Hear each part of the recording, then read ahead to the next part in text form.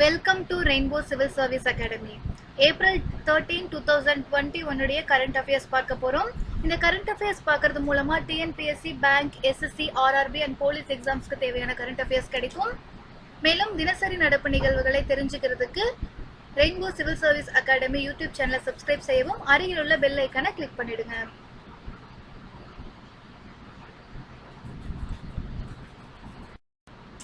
Odyssey completes 20 years. NASA releases electric blue dune images. The National Aeronautics and Space Administration (NASA) of the US recently released the image of Mars to mark the 20th anniversary of Odyssey. The image depicted dunes in Mars. The title of the image was Blue Dunes on the Red Planet. 2021 Global Food Policy Report. The Global Food Policy Report is published by the International Food Policy Research Institute. This year, the institute has released the report based on the theme Transforming Food Systems After COVID-19.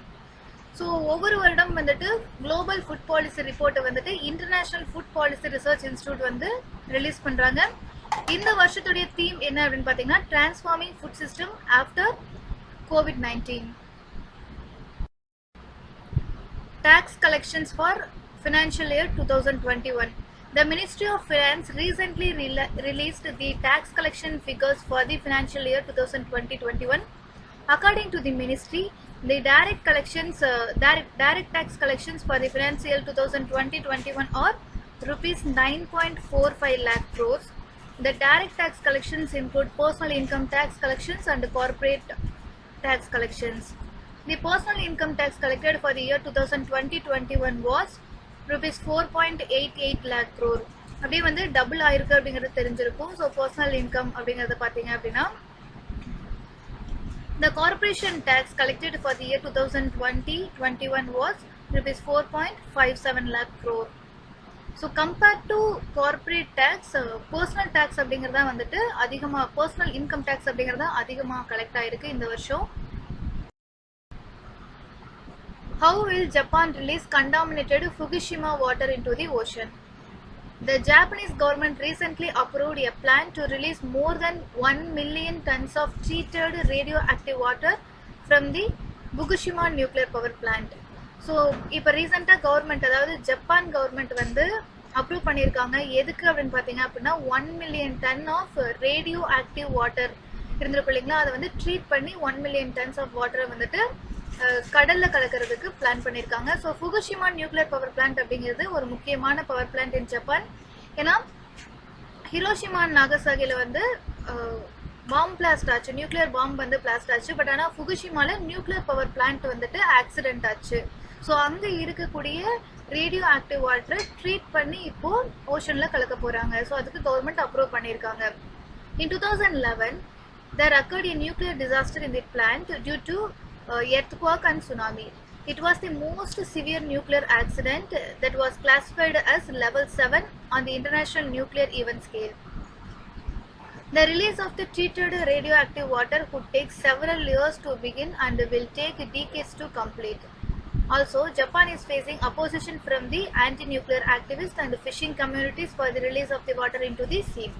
So, obviously, the radioactive affected வாட்டரை வந்து கண்டிப்பாக கடலுக்குள்ளே சீக்கிரம் கலக்க முடியாது. So 2011 தான் வந்து radio active water create ஆயிருக்கு. ஸோ அதை வந்து இதுக்குள்ளே வந்து ட்ரீட் பண்ணி கொண்டு போக முடியுமா, கடலுக்குள்ளே கொண்டு போய் விடலாமா அப்படின்னா நிறைய அதாவது anti nuclear activist and phishing communities வந்து அப்போஸ் பண்ணுறாங்க அப்படின்னு சொல்லப்பட்டது.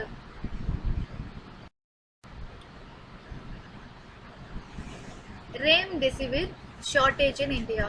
Remdesivir is an injectable antivirus. It is injected to prevent replication of the virus. The remdesivir was created in 2014. It was manufactured in large scale to treat Ebola. Later, it was used to treat SARS and MERS. Recently, after the COVID-19 crisis, it has been repurposed for COVID-19 treatment. So remdesivir அப்படிங்கிற ஒரு antiviral இன்ஜெக்ஷனை வந்து கண்டுபிடிச்சிருக்காங்க 2014. இது எதுக்காக அப்படின்னு பார்த்தீங்க அப்படின்னா DNA வந்து வைரஸுடைய ஆர்என்ஏ இருக்கு இல்லைங்களா, அது வந்து ரிப்ளிகேட் ஆகி புதுசாக உருவாகக்கூடாது அப்படிங்கிறதுக்காக இருக்கக்கூடிய ஒரு ஆன்டிவைரல் இன்ஜெக்ஷன். ஸோ இதுக்கு வந்து இப்போ ரீசெண்டாக தட்டுப்பாடு அதிகமாக வந்திருக்கு பிகாஸ் COVID-19 ட்ரீட்மெண்ட்டால அப்படின்னு சொல்லப்படுது. Uzbekistan, Kazakhstan Trans-Border Trade Center. Uzbekistan and Kazakhstan have launched the construction of an international center for trade and economic cooperation called Central Asia. The Central Asia Trade Center has been launched on the borders of the two countries. Uzbekistan holds one of the largest uranium reserves in the world. In 2019, India and Uzbekistan signed a nuclear agreement. Under the agreement, Uzbekistan agreed to export 2000 tons of uranium to India. So உஸ்பெகிஸ்தானும் கஜகிஸ்தானும் இப்போ ஒரு trans border trade centre set பண்ணுறாங்க. இது வந்து 2 நாட்டுகளுக்கு இடையே இருக்கக்கூடிய எல்லையில கொண்டு வர போறாங்க. அந்த சென்டர் பேர் பார்த்தீங்க அப்படின்னா சென்ட்ரல் ஏஷியா.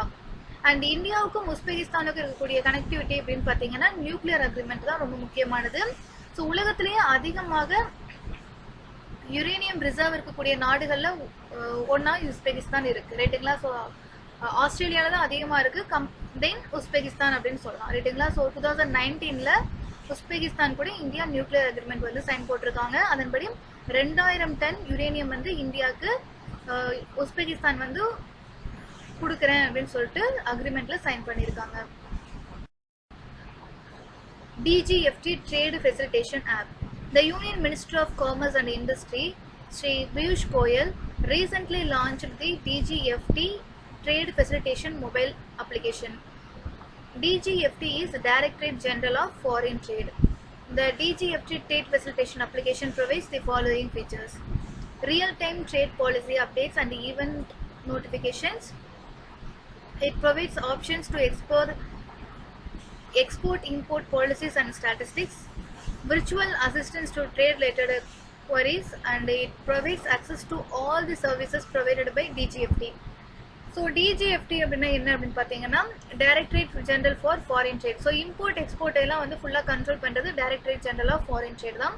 ஸோ இவங்க ரீசெண்டாக வந்து ஒரு ட்ரேட் அப்ளிகேஷன் ஆப் வந்து கொண்டு வந்திருக்காங்க. ஸோ இதன் மூலமாக வந்து ஸோ எக்ஸ்போர்ட் இம்போர்ட்டை பற்றினா எல்லா குவரிஸையும் தெரிஞ்சுக்கலாம். ஸோ அதில் என்னென்னலாம் அப்டேட் இருக்கோ எல்லாமே நம்ம தெரிஞ்சுக்கிற மாதிரி இருக்குது.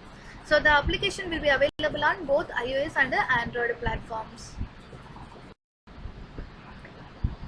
India Energy Dashboards version 2.0 by NITI Aayog. The NITI Aayog recently launched the India Energy Dashboards version 2.0. It will provide single window access to the data related to utilization, pricing, production, distribution of energy in the country. So India Energy Dashboards அப்படிங்கிறது வந்து பார்த்தீங்கன்னா நிதி Aayog launch பண்ணியிருக்காங்க. So இதன் மூலமாக வந்துட்டு இந்தியாவில் எவ்வளோ எனர்ஜி ப்ரொடியூஸ் ஆகுது, ஒவ்வொரு மாநிலத்தில் எவ்வளோ ப்ரைஸு, ஒவ்வொரு இடத்துல எவ்வளோ யூஸ் பண்ணுறாங்க அப்படின்னு ஈஸியாக அந்த டேஷ்போர்டு போனோம்னா நம்ம தெரிஞ்சுக்கலாம். It will provide data from Central Electricity Authority, Ministry of Petroleum, Natural Gas, and from Coal Controllers Organization. The India Energy Dashboard version 1.0 was launched in 2017. So 2017 வந்து இந்த இந்தியா எனர்ஜி டேஷ்போர்ட் அப்படிங்கிறத launch பண்ணாங்க version 1.0 அப்படின்ட்டு. இப்போ version 2.0 launch பண்ணியிருக்காங்க.